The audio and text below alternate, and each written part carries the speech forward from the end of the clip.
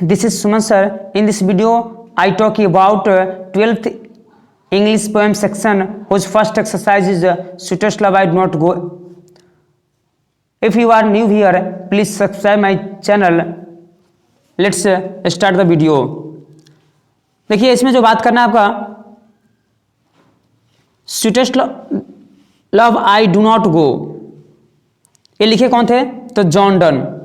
John Donne के बारे में हम लोग जान लेते हैं। जैसे हम लोग को पता है ये 12 का जो एग्जाम होता है, आर्ट हो, साइंस हो या कॉमर्स हो, इसमें आपका एग्जाम जो होता है इससे क्वेश्चन पूछता है लेखक के बाद 50 नंबर का ऑब्जेक्टिव होता है, 50 नंबर क्या होता है सब्जेक्टिव होता है। ठीक है, इसके लिए आपका लेखक के बारे में और लेखक ने क्या क्या पोएम लिखे उसके बारे में जानकारी होना बहुत जरूरत है। ठीक है, चलिए बिना देर के इसमें स्टार्ट करते हैं। ये जो आपका ये पहला कविता है पोएम सेक्शन का, जैसे दिया जॉन डन। जॉन डन के बारे में दिया गया है क्या? जॉन डन ये दिया 1572 to 1631।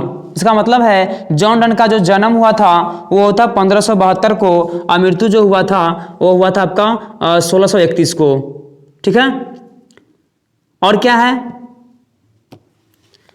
The pioneer of a new kind of lyric and the satirical verses called the metaphysical was born in London into prosperous Roman Catholic family। यानी इनका ये जो है किस प्रकार मनोभावात्मक कविता लिखने वाले एक है मेटाफिजिकल। इसमें जो है आपका आध्यात्मिक कविता लिखने वाले इनका जन्म जो हुआ था लंदन के कैथोलिक परिवार में हुआ था। Of Tudors the time when England was the staunchly the anti Catholic. इनका जन्म उस समय हुआ था जब अंग्रेज जो है कैथोलिक के विरुद्ध थे। इनके पिता जो क्या थे? व्यापारी थे, ट्रेडर्स। डन वाज, तो इसी क्रम में Donne was forced to leave the Oxford University without a degree because his religion.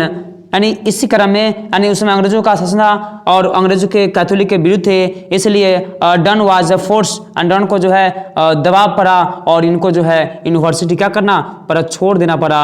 यानी जहाँ पे पढ़ने गए थे बिना डिग्री लिए हुई क्या किए? यूनिवर्सिटी को छोड़ दिए। किस कारण से? तो अपने धर्म के कारण से। ठीक है, ही स्टडीज लॉ। उसके बाद क्या पढ़े? अब जो है लॉ वकील का भी पढ़ाई पढ़े।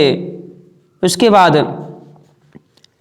आगे चल के और रीड थियोलॉजी और धर्मशास्त्र की पढ़ाई किए। He was also participated to naval expedition and because the his secretary was the powerful noble. और इसी क्रम में इन्हें जो है एक आगे चल कर 2 बार जो है नौसैनिक अभियान में ये की खोज में यात्रा के लिए निकले और इसी क्रम में आगे चल करके इनको जो है एक सचिवालय में जो है जॉब लग गया। और जॉब लगने के बाद हुआ क्या? ही लॉस्ट द हुए ना ब्रीफली, यानी थोड़े ही दिन जॉब किए थे लेकिन इनको और जो है जॉब से हाथ धोना पड़ा, जॉब छूट गया। क्यों? द प्रिजन ऑफ द, इनको कुछ दिन जेल जाना पड़ा। किस कारण से? Secretary marrying the patrons the niece, यानी जिनके यहाँ काम कर रहे थे उनकी भतीजी से इन्होंने चुपके से क्या कर लिए? शादी कर लिए। यानी बिना किसी को बताए चुपके से शादी कर लिए, जिस कारण से इन्हें जेल भी जाना पड़ा। आगे में क्या बोला? इन 1615 1615 का बात है। ये 1615 में एट द एज ऑफ 42, जब इनका उम्र जो है 42 वर्ष का हुआ था, तब जो है Dan accepted the ordination of the Anglian church and the son of the become the greatest preachers and the his time. यानी अपने जो है तब जब उनका उम्र 42 वर्ष का था तब जो क्या किए? तब एक मठ में जो है पुरोहित के रूप में अपना जो है जीवन जीने लगे और उस समय जो है अपने समय के सबसे बड़े उपदेशक बन गए। Done broke completely with the